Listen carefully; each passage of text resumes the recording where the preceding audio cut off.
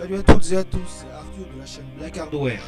Aujourd'hui on se retrouve pour parler des cartes graphiques de Nvidia. Alors, c'est la même chose que pour les processeurs. Il existe différentes gammes de cartes graphiques pour différentes utilisations. Il y a par exemple, pour des tâches multimédia, les Quadro. Pour les modèles jeux vidéo, il y a les GeForce.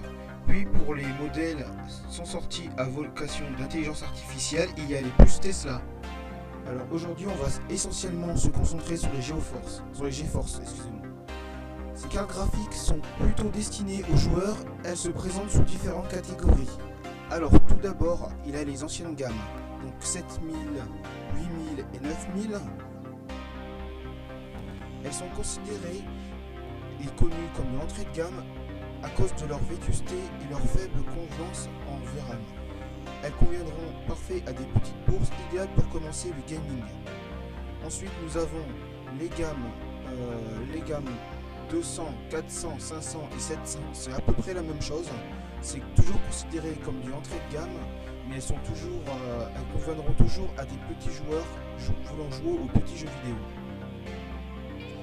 Tout de suite on passe à la gamme 900. Elles sont considérées comme du milieu de gamme, elles sont parfaites pour faire tourner vos gros jeux AAA, MMO, MMORPG en 1080p moyen. Donc, tout de suite on passe aux cartes graphiques gamme 10. Alors les cartes graphiques gamme 10 sont connues pour de haute gamme, elles sont boostées par l'architecture Pascal. Les cartes graphiques haut de gamme à leur accélération boost clock, elles vous permettront de jouer dans les meilleures conditions. Leur capacité est de 2 à 11 Go pour les modèles TI. Une carte de